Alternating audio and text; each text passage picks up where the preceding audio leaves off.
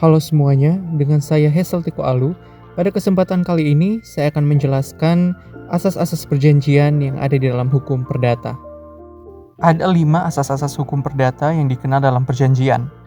Asas-asas hukum perikatan yang dimaksud adalah asas konsensualisme, asas kebebasan berkontrak, asas pacta sunt servanda, asas itikat baik, dan asas kepribadian. Mari kita masuk dalam asas yang pertama, yaitu asas konsensualisme. Makna dari asas konsensualisme adalah para pihak yang mengadakan perjanjian harus sepakat dalam setiap isi atau hal-hal yang pokok dalam perjanjian yang dibuat. Asas konsensualisme tersirat dalam salah satu syarat sah perjanjian berdasarkan KUH Perdata.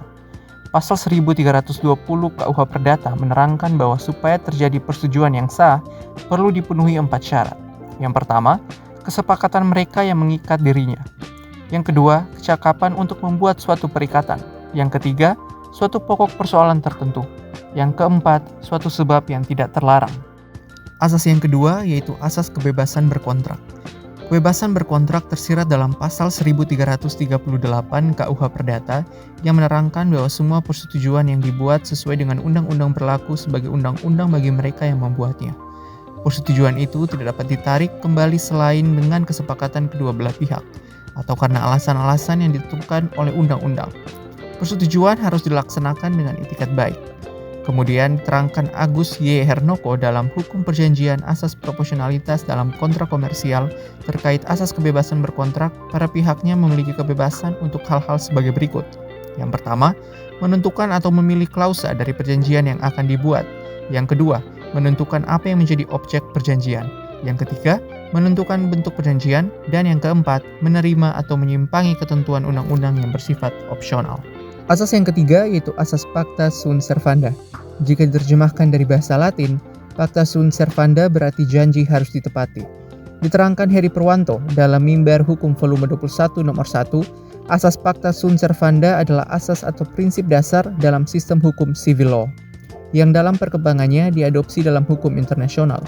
Kemudian, Purwanto juga menerangkan bahwa asas hukum perdata yang satu ini berkaitan dengan kontrak atau perjanjian yang dilakukan antara para individu dan mengandung makna bahwa, yang pertama, perjanjian merupakan undang-undang bagi para pihak yang membuatnya, dan yang kedua, mengisyaratkan bahwa peningkaran terhadap kewajiban yang ada pada perjanjian merupakan tindakan melanggar janji atau wan prestasi. Yang keempat, asas itikat baik. Itikat baik bermakna melaksanakan perjanjian dengan maksud yang baik. Berdasarkan Simposium Hukum Perdata Nasional, itikat baik hendaknya diartikan sebagai yang pertama, kejujuran saat membuat kontrak. Yang kedua, pada tahap pembuatan ditekankan, apabila kontrak dibuat di hadapan penjabatan, para pihak dianggap beretikat baik. Dan yang ketiga, sebagai kepatutan dalam tahap pelaksanaan, yaitu terkait suatu penilaian, baik terhadap perilaku para pihak dalam pelaksanaan kesepakatan dalam kontrak, atau semata-mata untuk mencegah perilaku yang tidak patut dalam melaksanakan kontrak. Yang kelima dan terakhir yaitu asas kepribadian. Diterangkan Muhammad Muhtarom, asas kepribadian adalah asas yang menentukan bahwa seseorang akan melakukan atau membuat kontrak hanya untuk kepentingan pribadi atau perseorangan saja. Dalam KUH Perdata, asas hukum perdata ini tersirat dalam pasal berikut. Yang pertama, pasal 1315 KUH Perdata yang menerangkan bahwa pada umumnya seseorang tidak dapat mengadakan pengikatan atau perjanjian selain untuk dirinya sendiri.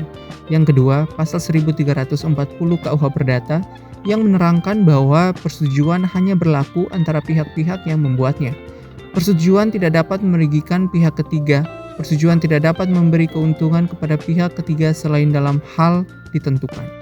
Terima kasih karena telah menonton video ini. Semoga apa yang telah saya sampaikan dapat bermanfaat bagi kita semua. Sampai jumpa dan terima kasih.